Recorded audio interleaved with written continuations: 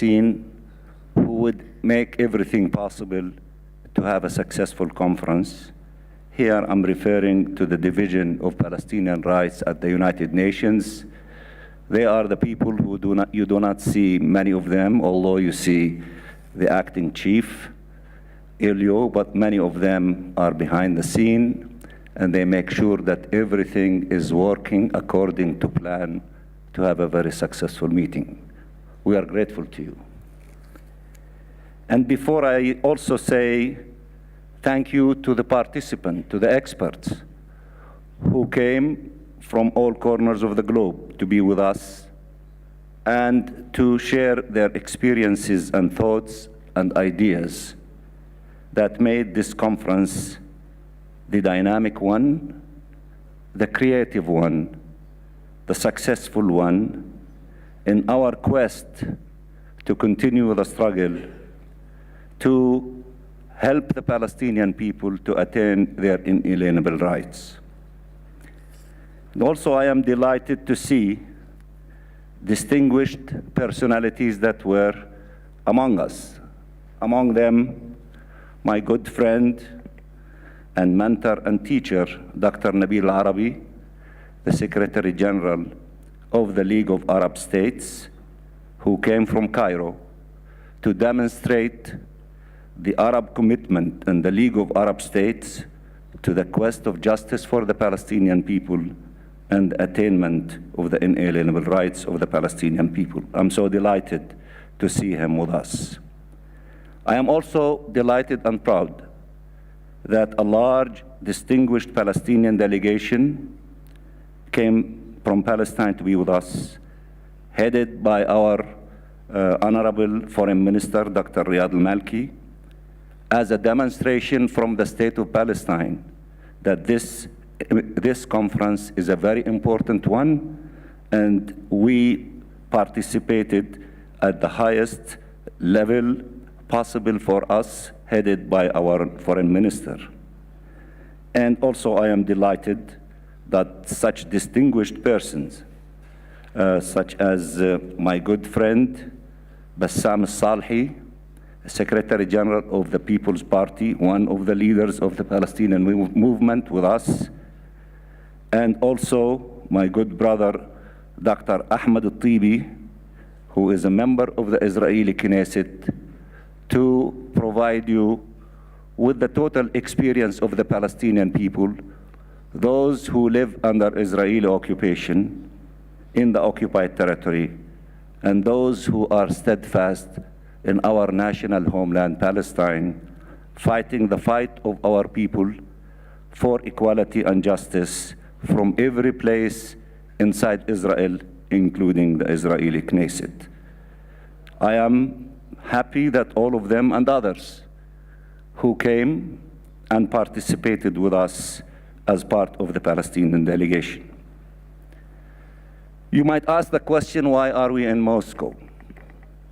We are in Moscow because Moscow is a good friend to the Palestinian people. They have been a very good principled friend. They are a very good friend, and they will continue to be a good principled friend for the Palestinian people.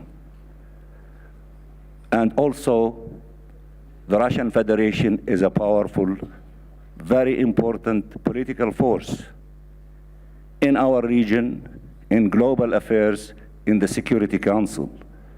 For those who are interested in serious efforts for trying to break the deadlock that we are going through, then you have to consider the involvement of very powerful forces in addition to every force that is willing and ready to add its efforts for the quest of justice and fairness for the Palestinian people. We do not disrespect any force, any country, small or big, but also we are realistic politicians. We know who is shaking the Security Council and who is moving it and who can play a powerful leading role, and Moscow and the Russian Federation in the forefront and we are in Moscow for all these reasons and much more. Why are we here now? Now, because our region is going through a very critical stage. The Palestine question is going through a very critical moment in the history of our struggle. It's almost like what Shakespeare said, is to be or not to be. For us, we are sick and tired of the continuation of occupation. We want to put an end to it. We are trying our best through the struggle by legitimate means by our people in the occupied land and through the peaceful, legal, and civilized struggle in the international arena. We are trying everything that we can in order to succeed in putting an end to the Israeli occupation and having independence of our state and saving the two-state solution. We need help. We need the help of all of you in every possible way, because this struggle is not a struggle for the Palestinian people. It was not our choice in 1947 and 48.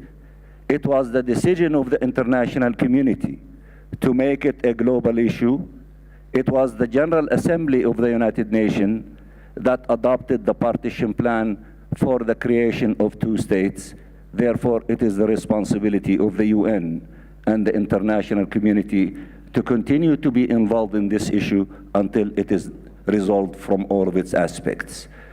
So if some of you who were member of the UN then made the decision to partition our homeland, you cannot run away from the responsibility of continuing the exercise until we complete the remaining parts of it, and that is the independence of the state of Palestine, so that we can actualize the dream of the two-state solution.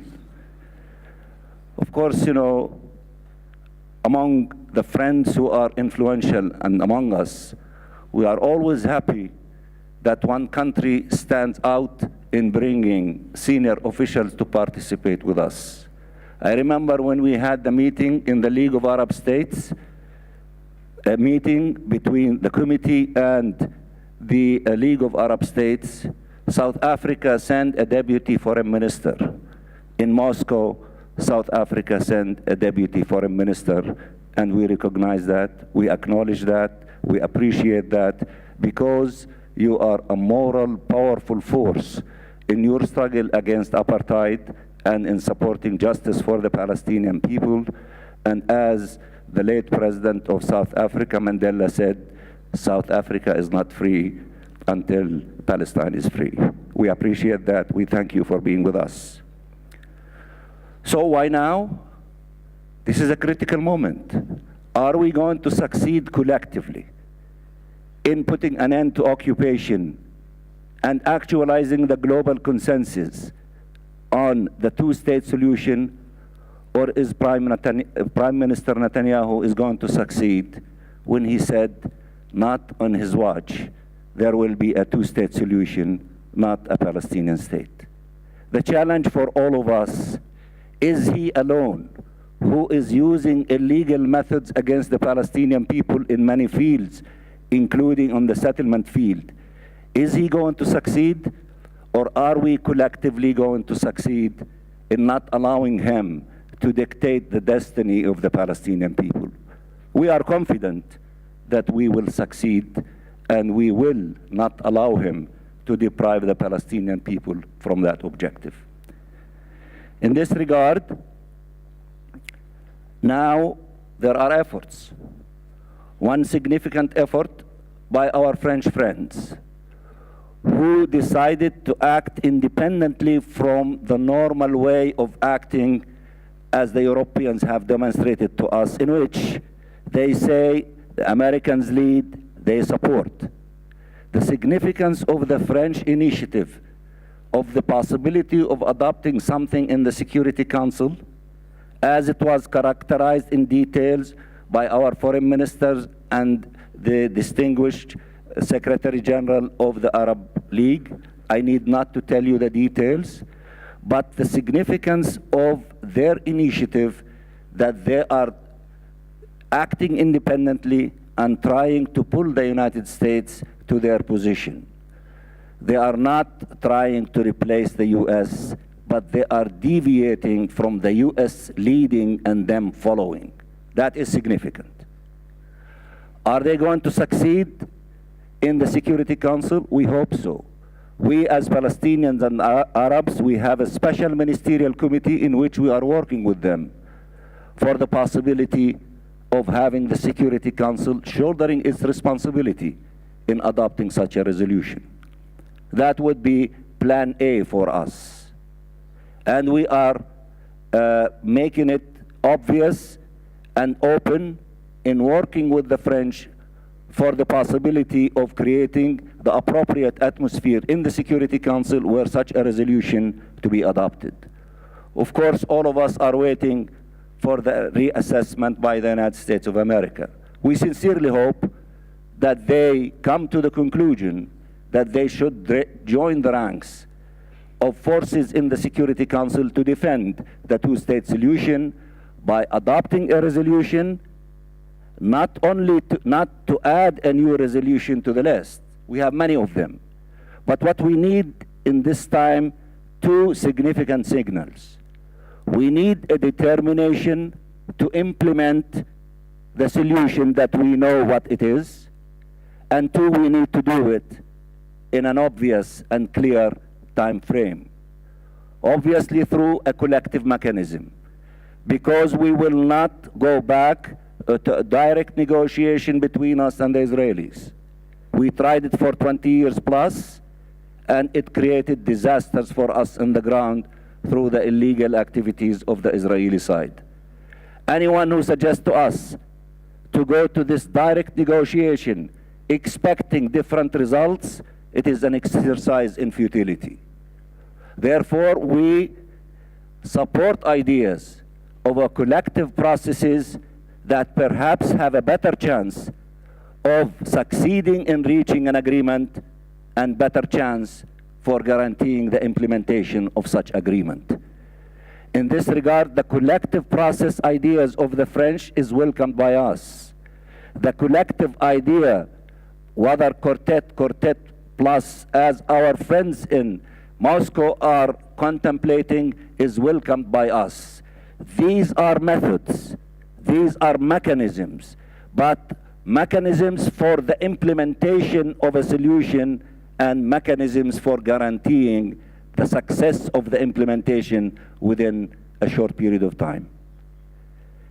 If the American side, for whatever reason, continue on the path that the Security Council has no role to play, and therefore no resolution, we are discussing with our friends the possibility of Plan B, which is an international conference with the collective process components in order to do many things, including the serious consideration of the implementation of the Arab Peace Initiative. Since many people like the Arab Peace Initiative, including the Americans and members of the Security Council, as we know in Resolution 1860, 1850 of the Security Council, if all of you like it, you don't like a new resolution in the Security Council, fine and dandy by us. We are ready and willing to participate in a serious international conference with a collective components, including the P5, Arab countries, Israel, Palestine, other important countries, in order to accomplish the same objective.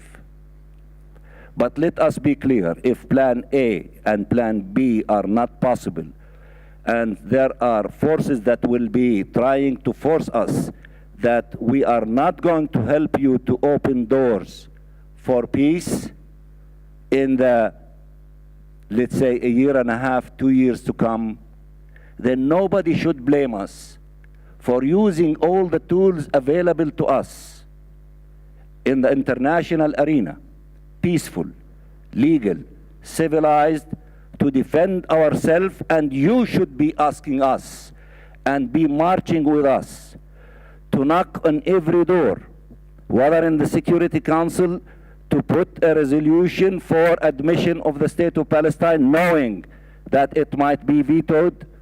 That is not a problem. We will have more than 10 votes. That will be few steps more than Israel when they put their application for a vote on 17 December 1948 and they did not cross the threshold. For us to cross the threshold and to have a veto, we will not be the only country that went through this experience. Italy, for example, went through this experience for 6 years. At sometimes they used to receive several vetoes in 1 month of denial of their admission to the Security Council. We will be proud to join the club of Italy, Ireland, Jordan, and so many countries that they were not allowed to become members of the Security Council. In the General Assembly, we will be marching with you to have series of emergency meetings in the General Assembly over sanctions regarding settlements, sanctions regarding the illegal things against our people in East Jerusalem, protection, everything that we think of, including bringing the entire file of the advisory opinion of the ICJ on the wall, because if Israel thinks that they can dictate the path of our future, they have to think twice. We decided that the path of our destiny is in our hands. We succeeded in adopting a historic resolution in November 29, 2012 with the help of the great majority of you against a handful of countries that voted against it. Such a resolution opened doors for us to be equal to all of you in so many conventions and so many conferences, and we are participating in a proud way, in a professional way, in a qualified way, and in a way that we are shouldering our responsibility as part of humanity. And we are doing that in order to prove to those who are denying the obvious, and here I'm referring to Israel and the United States of America, it will be a matter of time for them to accept such realities that we exist as a state, we exist as a people, and we are not going in any direction other than the direction of independence and the end of occupation. So if they don't want to cooperate with the rest of us to open viable doors for peace, then they should not blame us for using all the tools available to us, including in the legal field, ICC, Human Rights Commission, the high contracting parties of the Geneva Convention, and every possible method for us in order to fight against impunity and to fight for accountability and to seek justice for the victims of our people, of those who suffered during the savage war and of aggression against our people last summer in the Gaza Strip, and also the continuing crime of settlement activities, because these are war crimes. And those who invented these instruments in the West, they should not say to us, these are red lines. They should be commending us, because we want to make these instruments viable instruments in fighting for justice, fighting against impunity, and fighting for accountability. This is a critical moment. If they want to move in the direction of peace, we will move. If they want to move in the direction of confrontation, they are imposing that agenda. They cannot continue to say that they will determine our future after the end of negotiation. That is not on the table. We will decide our own fate as an exercise of our self-determination, including declaring independence, and that is not for negotiation or asking permission from anyone, including Israel and the United States. That doesn't mean that we don't want to negotiate. We will, if there is a desire and determination from the other side. The first desire and signal that they should send to all of us is that they have to stop their illegal settlement activities. The significance of that is that they are sending a signal to their people before us that they are ready to withdraw. We will not negotiate anything short of their readiness and willingness and determination to withdraw from our land. And the most concrete demonstration of that is stopping settlement activities. If they do that, that is a signal that they are willing to negotiate the end of occupation, therefore to open the doors for the independence of our state and saving the two-state solution. But we will not continue to negotiate while they are continuing to illegally create illegal facts on the ground. And all of you repeat to us every day, settlements are illegal, an obstacle to peace, but unfortunately, all of you do not say what are the consequences for the continuation of this illegal behavior. We, the Palestinian people who live under occupation, we are trying to show all of you by going to the ICC that maybe that is the path to create enough fear in the hearts and minds of leaders in Israel to stop settlement activities, not as a punitive measure, but as removing a huge illegal obstacle from the path of negotiation, and therefore it is a huge contribution from us, the victims, in investment in peace and in investment in saving the two-state solution. What do we need also from you? We need from you not only to wait for us to do everything and you support us or you give expressions. We appreciate that. But there are many things that you can do. Some of you, especially in Western Europe, there is no need for you to wait any longer not to recognize the state of Palestine.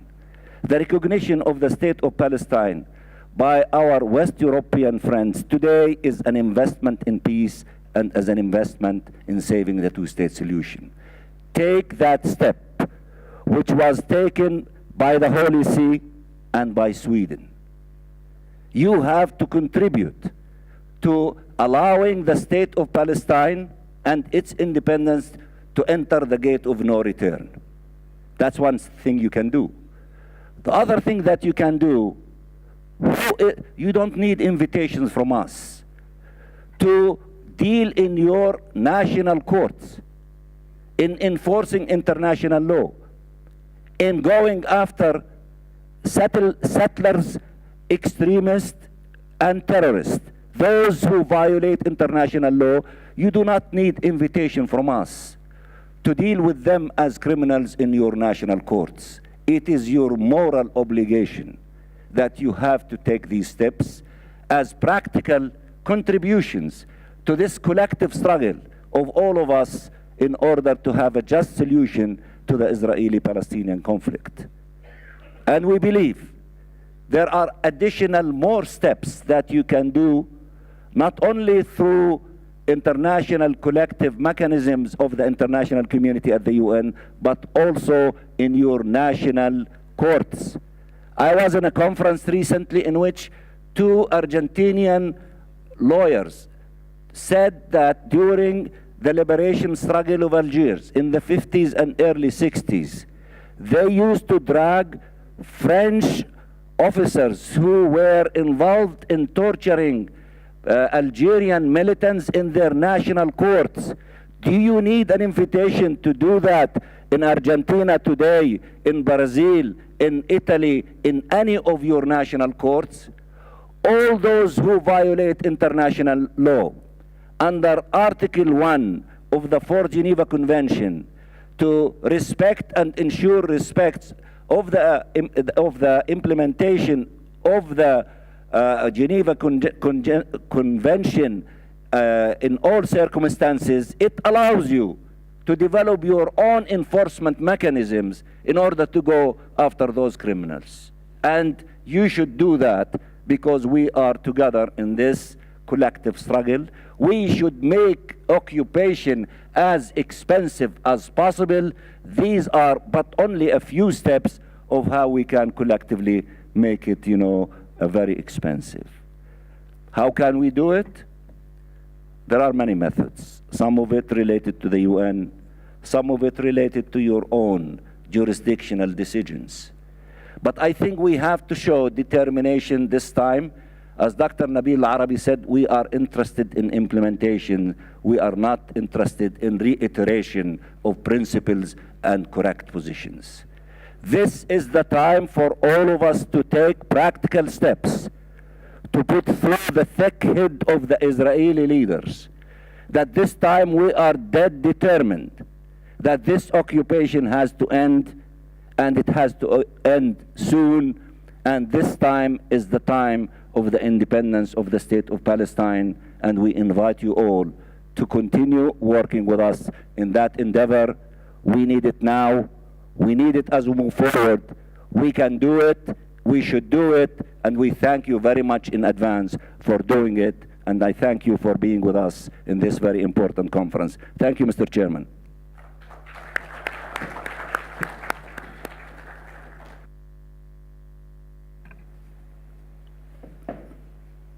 I thank Ambassador Mansour Riyad for his very passionate yet lucid presentation. He has almost drawn conclusions of our 2 days meeting.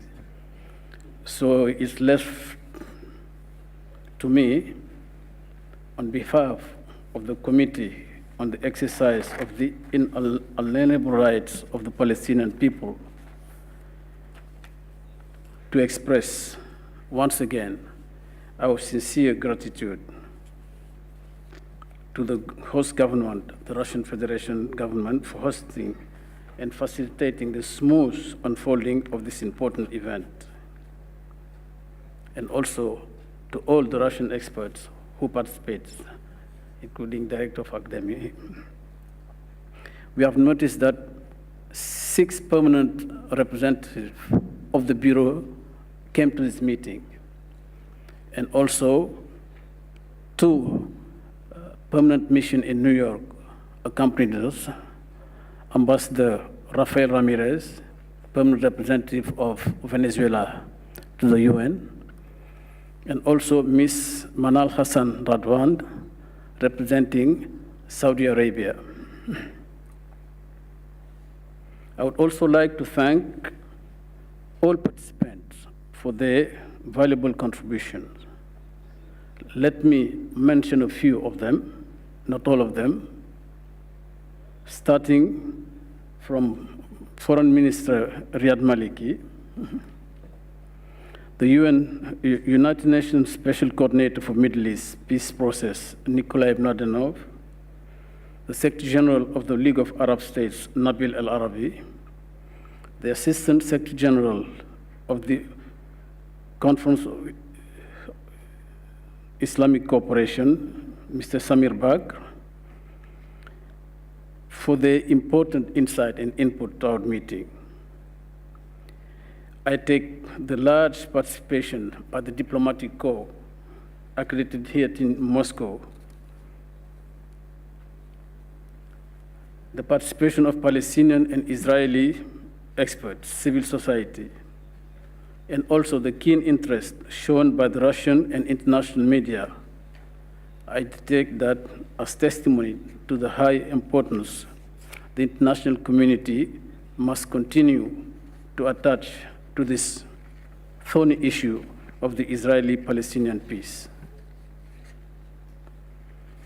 As one expert said during the meeting, we need to create positive, self-fulfilling prophecies.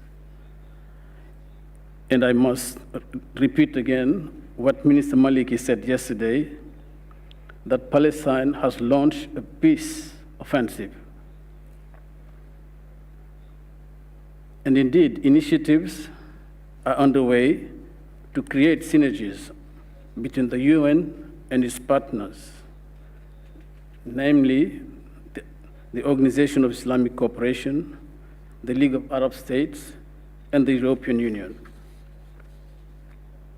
Included in the offensive, Mr. Minister, there is this need for international peace conference. There is also need for practical steps to foster confidence and suggestions on how to give new impetus to the Arab peace initiative, maybe through a collective process so ably described by many participants, especially by Ambassador Mansour, through the quartet, of course, but also enlarged to regional players. And one of the participants this morning even included some big players out of the region. The urgency of achieving a just solution to the question of Palestine in the region marred by conflicts and increasing destabilizing events is of most priority. And as we sort through the wealth of ideas expressed here, the focus must remain on the strategic goal, which is the end of the Israeli occupation, the emergence of a sovereign and independent state of Palestine within the 1967 borders, with East Jerusalem as its capital, and the return of the refugees. Negotiations or any additional strategies being considered now have value only if geared to this ultimate goal, which is crystallized in the formula of two states, living in peace and security along each other. It has been many times argued correctly that without negotiations, there will be no two-state solution. But negotiations are just one required piece of the puzzle. There needs to be generous and genuine support to accountable Palestinian institutions for their humanitarian and development needs, and most importantly, practical steps to enforce international law. We have so ably emphasized it, Ambassador Riyad. At the time of its just concluded, celebrated 65th anniversary, I would like to take a moment to commend UNRWA, whose representative were among the panelists, for its relentless effort in providing humanitarian relief to 5 million Palestinian refugees,